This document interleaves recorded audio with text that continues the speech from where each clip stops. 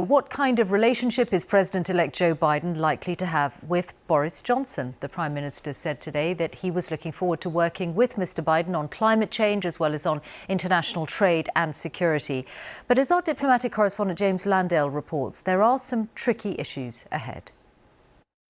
From the days of Margaret Thatcher, Joe Biden has been no stranger to Britain, making it his business to know the Prime Ministers of the day, at least until now.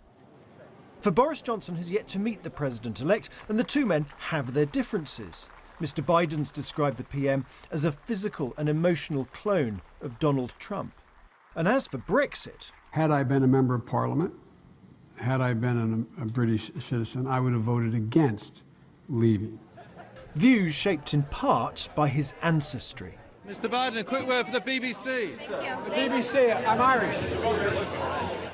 He's made clear that peace in Northern Ireland should not become a casualty of Brexit, with a UK-US trade deal very much on the line, a warning repeated by allies. There are, of course, significant concerns here about how any departure arrangement, sort of final status between the UK and EU might impact the border in Northern Ireland. From Downing Street, the Prime Minister insisted the US was Britain's closest, most important ally, and there was a good chance of a trade deal. There is far more that unites the government of this country and government in Washington any time, at any stage, than divides us. We have common values, we have common interests, we have a common global perspective. There are issues where Mr. Biden agrees with Mr. Johnson, being tough on Russia, reviving the deal curbing Iran's nuclear program, and agreeing new carbon reduction targets at a big climate summit in Britain next year. Above all, a president who supports multilateral organisations such as NATO, unlike his predecessor. But the hard truth is that Britain outside the EU is less useful to Washington. And so when Joe Biden wants to influence Europe, he will go to Paris and Berlin, not London. There was a time when American presidents were so important to Britain that 160,000 people paid a few pounds to build a statue of one, like Franklin Roosevelt here. But those days are gone. Joe Biden's priorities will begin at home, fixing COVID and the economy. Allies, trade deals may have to take second place. So for now, a relationship not as special as once, but more predictable than of late, with perhaps fewer tweets. James Landale, BBC News. Well, let's explore further what a bright Biden presidency could mean for the chances of a US trade deal with Dharshini David, our global trade correspondent for China, with our correspondent Jon Sudworth in Beijing. And first with our political editor, Laura Kuenssberg. Laura, do you think this is going to be awkward between Boris Johnson and Joe Biden? Well, Mishal, they're certainly not political pals, and the gap between their political styles is about as wide as the Atlantic Ocean that separates our two countries. And Joe Biden's made it perfectly clear he's no fan of the Brexit project, which of course is what propelled Boris Johnson to Downing Street in the first place. But pretty soon, those caricatures, if you like, will be replaced by a real-life working political relationship. And as James was suggesting there's sort of a tricky list where you have the trade deal, the relationship around Brexit and particularly Northern Ireland, but then also a list of chances and opportunities for the UK where the government hopes they might be able to make more progress under a Biden presidency, whether that's on climate change or Iran or the attitude towards Russia. So while Boris Johnson might have lost something of a political fellow traveller in Donald Trump, who shared something of a global political moment, I think there is actually quite a widespread welcome around these parts for a political partner who will be seen to be much more predictable, more dependable, and a promoter of those really important global institutions like the UN or NATO, where Britain is able to express its power. And the truth of the matter is that while the chemistry between the two leaders in the White House and Downing Street does always matter, the partnership between the two countries is always much more complicated, more permanent, and also much more extensive than any two individuals will actually be.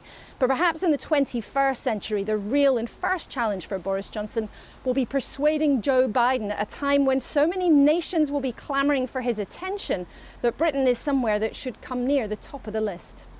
Laura Kuenssberg, thank you very much. And let's explore the trade aspect of all of this now with Dharshini David. Are the chances of a US trade deal higher or lower under President Trump than they were under President Biden? Under President Biden. Well, it's a £220 billion question. That's how much trade, goods and services, crosses between the two countries, everything from machines to advertising. In fact, the US is the UK's biggest destination for exports. They're our biggest foreign investor. They actually support more than 1 million jobs here. So talks have been ongoing right up to the election. I understand they're in a pretty advanced stage, but behind the scenes, the UK trade team has also been tapping up the Biden team as well. And I understand their objectives are actually quite similar to Trump. So that means that perhaps we are going to see demand still for more access for US farmers, but with the UK government doubling down on that pledge not to lower food standards and giving our farmers more powers of scrutiny, chlorinated chicken may be off the menu anyway. But the real difference is how fast a deal might be done. Now, UK officials want to see it done by the middle of next year. That's when an agreement to fast track a deal through Congress expires. But the iceberg, the potential iceberg now, on this transatlantic trading route could be Joe Biden, as we've been hearing, his disapproval of Brexit if we don't see a deal between the UK and the EU, and it's looking tight. And of course, we do see the Good Friday Agreement perhaps looking at risk. He may just knock us off that list altogether. On the other hand, the US economy, just like ours, seeing its biggest crisis in years, decades, possibly centuries. Any opportunity to boost livelihoods and trade might be too good to pass up. Dharshini, thank you very much. And with that, let's turn to Jon Sudworth in Beijing. One of the most striking aspects of Donald Trump's foreign policy was the trade war with China and the pressure that he put under Beijing. What happens to that under President Biden?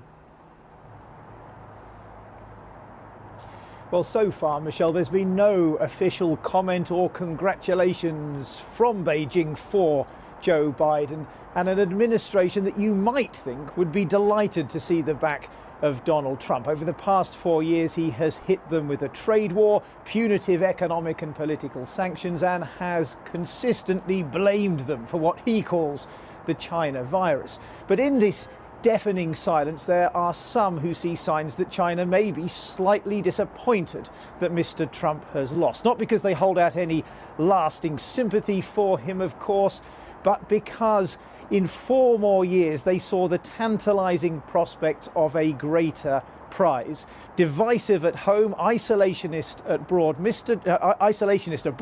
Mr. Trump seemed the embodiment of the long anticipated and long hoped for decline in US power.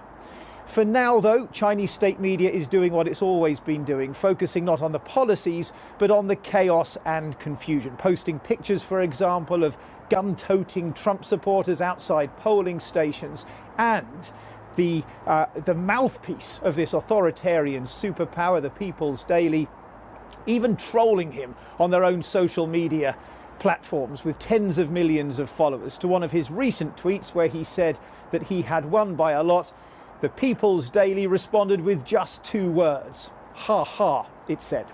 Jon Sudworth in Beijing, thank you.